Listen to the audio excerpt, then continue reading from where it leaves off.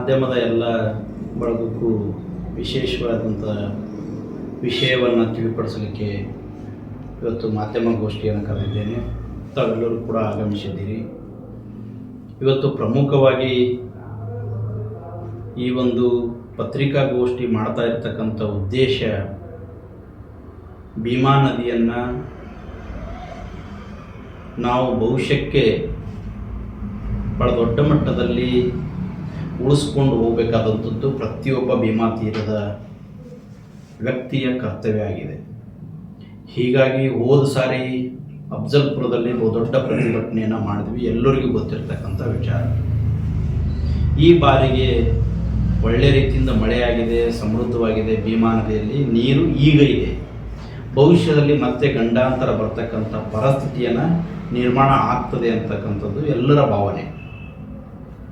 ಕಳೆದ ಬಾರಿ ಹೋರಾಟವನ್ನು ಮಾಡಿದಾಗ ಭಾಳ ಅಭೂತಪೂರ್ವವಾಗಿ ಭೀಮಾ ತೀರದ ಎಲ್ಲ ಜನತೆ ಪಕ್ಷಾತೀತ ಜಾತ್ಯತೀತ ಯಾವುದೂ ಭೇದ ಭಾವ ಇಲ್ಲದೆ ಒಂದು ಸಾಮೂಹಿಕವಾದಂಥ ಹೋರಾಟ ನಾವೆಲ್ಲರೂ ಕೂಡ ಮಾಡ್ತೀವಿ. ಈ ಬಾರಿಗೆ ನಾವು ಮತ್ತೆ ಹೋರಾಟವನ್ನು ಪ್ರಾರಂಭವನ್ನು ಮಾಡಬೇಕಾಗ್ತದೆ. ಯಾಕೆಂದರೆ ಮತ್ತೆ ಏಪ್ರಿಲ್, ಮೇ, ಜೂನ್ ತಿಂಗಳಲ್ಲಿ ಭೀಮಾ ನದಿಯನ್ನು ಬತ್ತಿ ಹೋಗ್ತಕ್ಕಂಥ ಪರಿಸ್ಥಿತಿಯನ್ನು ನಿರ್ಮಾಣ ಆಗ್ತದೆ. ಮಹಾರಾಷ್ಟ್ರದಿಂದ ನಮಗೆ ಏನು ನ್ಯಾಯವನ್ನು ಸಿಗಬೇಕು ಅದನ್ನು ಸಮರ್ಪಕವಾಗಿ ಸಿಗ್ತಾ ಇಲ್ಲ ಅನ್ನೋದು ಅಳಲು ನಮ್ಮದಿದೆ. ರಾಜ್ಯ ಸರ್ಕಾರ ಇದನ್ನು ಗಂಭೀರವಾಗಿ ಪರಿಗಣಿಸಬೇಕಾದಂಥದ್ದು ಜವಾಬ್ದಾರಿ ಇದೆ. ಕಳೆದ ಬಾರಿ ಬೆಳಗಾವಿಯ ಅಧಿವೇಶನದಲ್ಲಿ ಡಾಕ್ಟರ್ ಸಾಬಣ್ಣ ತಳವಾರ್ MLC ಅವರು ಭೀಮಾ ನದಿ ಬಗ್ಗೆ ಪ್ರಶ್ನೆಯನ್ನು ಮಾಡಿದರು. ಅದಕ್ಕೆ ಉತ್ತರವನ್ನು ಕೊಟ್ಟಿದ್ದರು ಯಾರು, ನಮ್ಮ ಸಚಿವರಾದಂಥ DK ಶಿವಕುಮಾರ್ ಸಾಹೇಬರು, ಜಲಸಂಪನ್ಮೂಲ ಸಚಿವರು.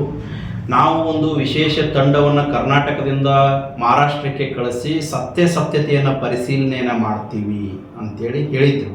ಅದು ಏನೂ ಕೂಡ ಕಾರ್ಯಾಚರಣೆಯನ್ನು ಮಾಡಲಿಲ್ಲ. ನಾನು ಈ ಸಾರ್ತಿಗೆ ಭೀಮಾ ತೀರದ ಎಲ್ಲ ಭಾಗದ ಶಾಸಕರಲ್ಲಿ, ವಿಧಾನ ಪರಿಷತ್ತು ಸದಸ್ಯರಲ್ಲಿ ವಿನಂತಿ ಮಾಡ್ಕೊಳ್ಳೋದೇನೆಂದರೆ, ಈ ಬಾರಿಗೆ ನಡೀತಕ್ಕಂಥ ಮಾರ್ಚ್ ತಿಂಗಳಲ್ಲಿ 3ನೇ ತಾರೀಕಿಗೆ ಏನು ಅಧಿವೇಶನ ಪ್ರಾರಂಭ ಆಗ್ತದೆ, ಆ ಅಧಿವೇಶನದಲ್ಲಿ ಪ್ರತಿಯೊಬ್ಬರೂ ಕೂಡ ಈ ಭೀಮಾ ನದಿಗೆ ಆಗ್ತಾ ಇರತಕ್ಕಂಥ ಅನ್ಯಾಯ ಮತ್ತು ಭೀಮಾ ನದಿಯನ್ನು ರಕ್ಷಿಸಿಕೊಳ್ಳುವಂಥ ನಿಟ್ಟಿನಲ್ಲಿ ಏನೆಲ್ಲ ವಿಷಯಗಳನ್ನು ಚರ್ಚೆ ಆಗಬೇಕಾಗಿದೆ, ಸರ್ಕಾರದ ಗಮನಕ್ಕೆ ತರಬೇಕಾಗಿದೆ ಅನ್ನೋದ್ರ ಬಗ್ಗೆ ಗಂಭೀರವಾಗಿ ಪರಿಗಣಿಸಿ ಅಧಿವೇಶನದಲ್ಲಿ ಪಕ್ಷಾತೀತವಾಗಿ ಧ್ವನಿ ಎತ್ತಕ್ಕಂಥ ಕೆಲಸ ಮಾಡಬೇಕು ಅನ್ನುವಂಥ ಉದ್ದೇಶಕ್ಕಾಗಿ ಪ್ರತಿಯೊಬ್ಬರಿಗೂ ಕೂಡ ಅವರಿಗೆ ವೈಯಕ್ತಿಕವಾಗಿ ಭೇಟಿಯಾಗಿ ಭೀಮಾ ನದಿಗೆ ಬಚಾವತ್ ತೀರ್ಪೇನು ಬಂದಿದೆ, 1973-76ರಲ್ಲಿ ಬಚಾವತ್ ತೀರ್ಪೇನು ಬಂದಿದೆ, ಅಲ್ಲಿಂದ ಇಲ್ಲಿ ತನಕ ಭೀಮಾ ನದಿಗೆ ಏನು ಅನ್ಯಾಯ ಆಗಿದೆ, ಭೀಮಾ ನದಿ ನೀರನ್ನು ಸಮೃದ್ಧವಾಗಿ ನಮಗೆ ಬಳಸ್ಕೊಳ್ಳಿಕ್ಕೆ ಏನೆಲ್ಲ ಸಮಸ್ಯೆಗಳಾಗಿವೆ, ಯಾಕೆ ಅದಕ್ಕೆ ಏನು ಪರಿಹಾರಗಳಿವೆ ಅನ್ನೋದನ್ನು ಅಧಿವೇಶನದಲ್ಲಿ ನಮ್ಮ ಭಾಗದ ಎಲ್ಲ ಜನಪ್ರತಿನಿಧಿಗಳು ಮತ್ತು ವಿಧಾನ ಪರಿಷತ್ ಸದಸ್ಯರು ಮತ್ತು ಎಲ್ಲರೂ ಕೂಡ, ಇಲ್ಲಿ ಪಕ್ಷ ಅಡ್ಡಿಯನ್ನು ಬರಬಾರದು. ಇಲ್ಲಿ ಎಲ್ಲ ಪಕ್ಷದ ಈ ಭೀಮಾ ನದಿ ಅಂದರೆ ಎಲ್ಲರಿಗೂ ಸಂಬಂಧಪಟ್ಟಂಥ ವಿಷಯ ಆಗಿರೋದ್ರಿಂದ ಪ್ರತಿಯೊಬ್ಬರು ಶಾಸಕರು ಮತ್ತು ವಿಧಾನ ಪರಿಷತ್ ಸದಸ್ಯರು ಈ ಒಂದು ಧ್ವನಿ ಎತ್ತಬೇಕು ಅನ್ನುವಂಥ ಆಗ್ರಹವನ್ನು ನಾನು ಮಾಡ್ತಾ ಇದ್ದೇನೆ. ನಾನು ವೈಯಕ್ತಿಕವಾಗಿ ಇಡೀ ಅವರಿಗೆ ಎಲ್ಲ ರೀತಿಯಿಂದ ಮಾಹಿತಿ ಒದಗಿಸುವ ಜೊತೆಗೆ ಮನವರಿಕೆ ಮಾಡಿಕೊಳ್ತಕ್ಕಂಥ ಕೆಲಸವನ್ನು ಯಾವ್ಯಾವುದೆಲ್ಲ ನಾವು ಪ್ರಶ್ನೆಯನ್ನು ಮಾಡಬೇಕಾಗಿದೆ. ವಿಶೇಷವಾಗಿ ಅಧಿವೇಶನದಲ್ಲಿ ಧ್ವನಿ ಎತ್ತಿ ನಮ್ಮ ಭೀಮಾ ತೀರದ ಭಾಗದ ಎಲ್ಲ ಶಾಸಕರು, ವಿಧಾನ ಪರಿಷತ್ ಸದಸ್ಯರು ಕರ್ನಾಟಕದಿಂದ ಒಂದು ಉನ್ನತ ಮಟ್ಟದ ತಂಡನ್ನು ಮಹಾರಾಷ್ಟ್ರಕ್ಕೆ ಹೋಗಿ ಭೀಮಾ ನದಿಯ ಮುಖ್ಯವಾಹಿನಿಯಲ್ಲಿ ಎಷ್ಟು ನೀರನ್ನು ಬಳಕೆಯನ್ನು ಮಾಡ್ಕೋತಾ ಇದ್ದಾರೆ, ಎಲ್ಲೆಲ್ಲಿ ಡ್ಯಾಮ್ಗಳನ್ನು ಕಟ್ಟಿದ್ದಾರೆ, ಎಲ್ಲಿ ಇವತ್ತು ನೀರಾವರಿ ಯೋಜನೆಗಳನ್ನು ಮಾಡ್ಕೊಂಡಿದ್ದಾರೆ, ಬಚಾವತ್ ತೀರ್ಪಿನ ಪ್ರಕಾರ 95 TMC ನೀರೇನು ಬಳಕೆ ಮಾಡ್ಕೋಬೇಕಾಗಿತ್ತು, ಈಗ ಅವ್ರು ಎಷ್ಟು ಬಳಕೆ ಮಾಡ್ಕೋತಾ ಇದ್ದಾರೆ ಅನ್ನೋದನ್ನು ಇಲ್ಲಿಗೊಂದು ಉನ್ನತ ಮಟ್ಟದ ತಂಡ ಹೋದರೆ ಮಾತ್ರ ವಾಸ್ತವಿಕ ಸತ್ಯ ಗೊತ್ತಾಗಲಿಕ್ಕೆ ಅದು ಸಾಧ್ಯ ಆಗ್ತದೆ ಅಂತಕ್ಕಂಥ ನಮ್ಮ ಭಾವನೆ ಏನಿದೆ. ಅದಕ್ಕೆ ರಾಜ್ಯ ಸರ್ಕಾರ ಸ್ಪಂದಿಸಬೇಕಾಗ್ತದೆ. ರಾಜ್ಯ ಸರ್ಕಾರ ಎಚ್ಚೆತ್ತುಕೊಳ್ಬೇಕಾದ್ರೆ ಭೀಮಾ ತೀರದ ಎಲ್ಲ ಜನತೆ ಮತ್ತು ಜನಪ್ರತಿನಿಧಿಗಳು ಗಟ್ಟಿಯಾಗಿ ಧ್ವನಿಯನ್ನು ಎತ್ತಬೇಕಾಗ್ತದೆ. ಇದು ಸಕಾಲ ಇದೆ, ಆ ಕೆಲಸವನ್ನು ಆಗಬೇಕು ಅಂತೇಳಿ ಮಾಧ್ಯಮದ ಮುಖಾಂತರ ಕೂಡ ಎಲ್ಲರಿಗೂ ವಿಷಯ ತಿಳಿಯಲಿ ಅಂತೇಳಿ ಇವತ್ತು ನಾನು ಮಾಧ್ಯಮ ಗೋಷ್ಠಿಯನ್ನು ಕರೆದಿರುವಂಥದ್ದು. ಮಾಧ್ಯಮದ ಮುಂದೆ ಇದನ್ನು ಹಂಚಿಕೊಂಡ್ರೆ ಎಲ್ಲ ಕಡೆಗೂ ಕೂಡ ಪ್ರಚಾರ ಆಗ್ತದೆ ಅನ್ನೋ ಕಾರಣಕ್ಕಾಗಿ ನೀವು ವಿಷಯವನ್ನು ನಿಮ್ಮ ಗಮನಕ್ಕೆ ನಾನು ತರಲಿಕ್ಕೆ ಬಯಸ್ತಾ ಇದ್ದೇನೆ.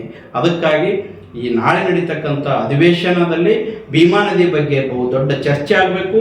ಕರ್ನಾಟಕ ಸರ್ಕಾರ ಗಂಭೀರವಾಗಿ ಇದನ್ನು ಪರಿಗಣಿಸಿ ಒಂದು ಉನ್ನತ ಮಟ್ಟದ ತಂಡವನ್ನು ಮಹಾರಾಷ್ಟ್ರಕ್ಕೆ ಕಳಿಸಿ ಭೀಮಾ ನದಿಯ ಮುಖ್ಯ ವಾಹಿನಿಯಲ್ಲಿ ಏನಿದೆಯಲ್ಲ ಅಲ್ಲಿ ಏನೇನು ಅಣೆಕಟ್ಟುಗಳನ್ನು ಬ್ಯಾರೇಜ್ಗಳನ್ನು ಕಟ್ಟಿಕೊಂಡಿದ್ದಾರೆ, ನೀರಾವರಿ ಯೋಜನೆಗಳನ್ನು ಮಾಡಿಕೊಂಡಿದ್ದಾರೆ, ಅದನ್ನು ಕುಲಂಕುಷವಾದಂಥ ವಾಸ್ತವಿಕ ಸತ್ಯವನ್ನು ತಿಳ್ಕೊಂಡು ನಮಗೇನು ಅನ್ಯಾಯ ಆಗಿದೆ ಅನ್ನೋದನ್ನು ತಿಳ್ಕೊಂಡು ಮುಂದೆ ಹೋರಾಟಕ್ಕೆ ನಾವೆಲ್ಲರೂ ನಿಲ್ಲಬೇಕಾಗ್ತದೆ. ಅವರಿಗೆ ಸೌಹಾರ್ದತೆ ಮತ್ತು ಮಾತುಕತೆಯನ್ನು ಮಾಡಿ ನಮಗೆ ಬರ್ತಕ್ಕಂಥ ನೀರಿನ ಹಕ್ಕೇನಿದೆಯಲ್ಲ ಅದನ್ನು ಪಡ್ಕೊಳ್ಳುವಂಥ ನಿಟ್ಟಿನಲ್ಲಿ ನಾವು ಎಲ್ಲರೂ ಒಂದಾಗಿ ಪ್ರಯತ್ನವನ್ನು ಮಾಡೋಣ ಅಂತಕ್ಕಂಥ ಮಾತನ್ನು ನಾನು ಹೇಳೋಕ್ಕೆ ಬಯಸ್ತಾ ಇದ್ದೇನೆ.